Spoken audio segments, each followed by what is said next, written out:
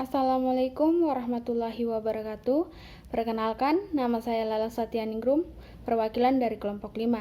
Di sini saya akan menjelaskan materi kami yang berjudul infeksi saluran kemih.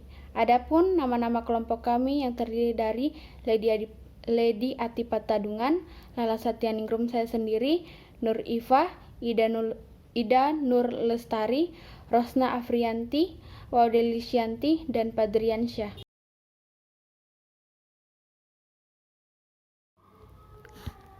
Baik, kita langsung saja pada materi yang berjudul infeksi saluran kemih atau ISK.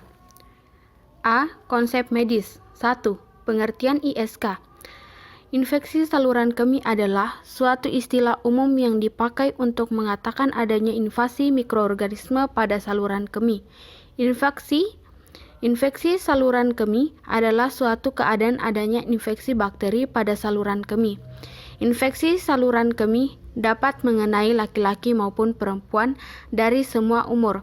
Akan tetapi secara jenis kelamin, ternyata wanita lebih sering terinfeksi daripada pria dengan angka populasi umur, kurang lebih 5-15%. Nomor 2, penyebab ISK. ISK terjadi ketika suatu organisme penginfeksian, biasanya suatu bakteri gram negatif seperti E. coli, masuk ke saluran kencing, radang, area lokal terjadi, diikuti dengan infeksi ketika organisme berproduksi. Bakteri radang muncul di kulit area genital dan memasuki saluran perkemihan melalui pembukaan uretra. Organisme dapat juga masuk selama kontak seksual. Nomor 3, tanda gejala ISK. Yang pertama, frekuensi terkait dengan iritasi otot kandung kemih. Urgensi terkait dengan iritasi otot kandung kemih, susah buang air kecil karena iritasi lapisan mukosal, rasa sesak atau penuh di dalam area suprapublik, punggung bawah sakit. 4. Patofisiologi ISK. Menurut Rudy, 2012 infeksi saluran kemih disebabkan oleh adanya mikroorganisme patogenik.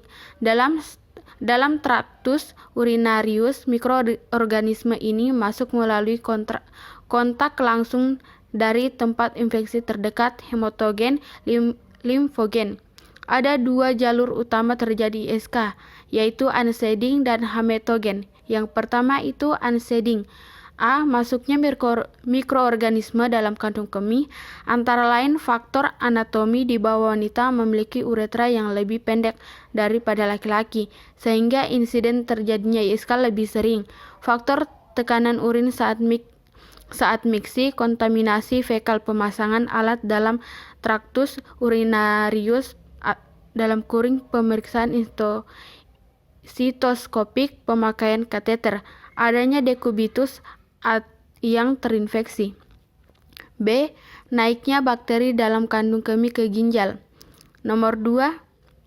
Secara hematogen sering terjadi pada pasien yang sistem imunnya rendah sehingga mempermudah penyebaran infeksi secara hematogen. Ada beberapa hal yang mempengaruhi struktur dan fungsi ginjal sehingga mempermudah penyebaran hematogen, yaitu adanya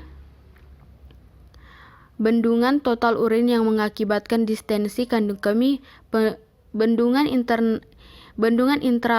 intrarenal akibat jaringan perut, dan lain-lain. 5. Klasifikasi ISK. Nomor 1, infeksi saluran kemih bawah menurut Valentina L. 2008.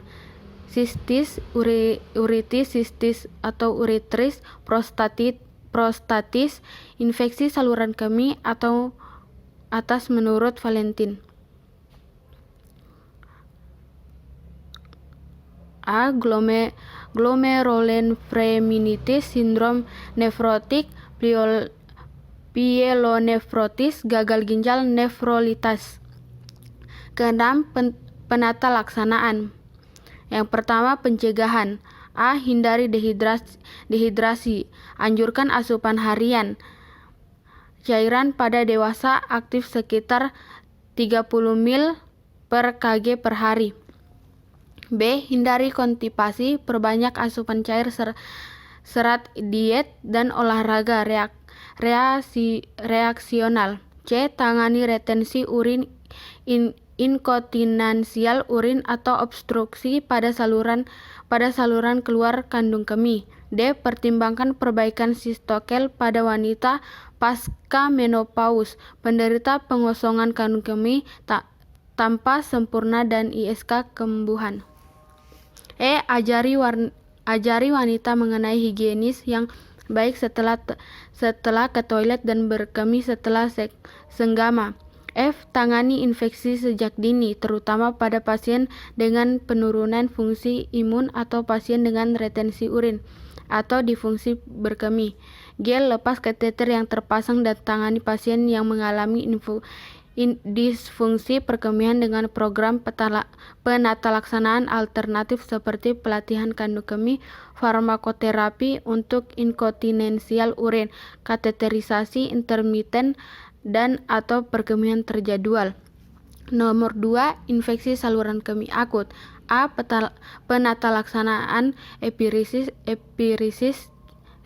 cukup memadai untuk infeksi yang pertama pada wanita muda yang tidak sehat.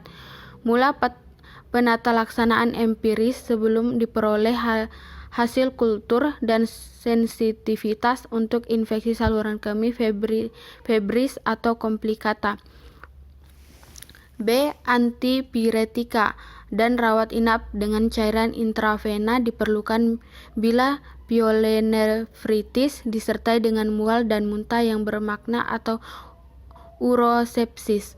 C. Pilih antibiotik sesuai laporan kultur dan sensitivitas bila Anda indikasi. Frekuensi pemberian resiko vaginas, biaya yang ditanggung pasien, dan resiko peningkatan resintesis bakteri.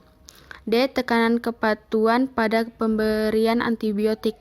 Tangani infeksi non-komplikata selama 3 hari, infeksi komplikasi selama 7 hari, dan ISK febris selama 14 hari.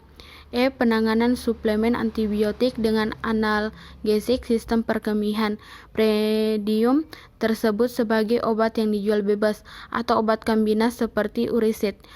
F. Mulai penanganan profilaksis menggunakan krem anti jamur pada wanita dengan riwayat vaginitis saat mendapatkan terapi antibiotik, kecuali bila diberikan nitrofurantoin. G. Dorong asupan cairan yang memadai, hindari iritan kandung kemih. B. Konsep keperawatan. Yang pertama, pengkajian. Kedua, diagnosa keperawatan. A. Gangguan eliminasi urin yang berhubungan dengan infeksi saluran kemih. B. Nyeri akut yang berhubungan dengan infeksi saluran kemih.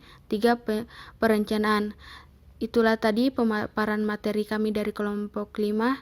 Sekian dan terima kasih. Assalamualaikum warahmatullahi wabarakatuh.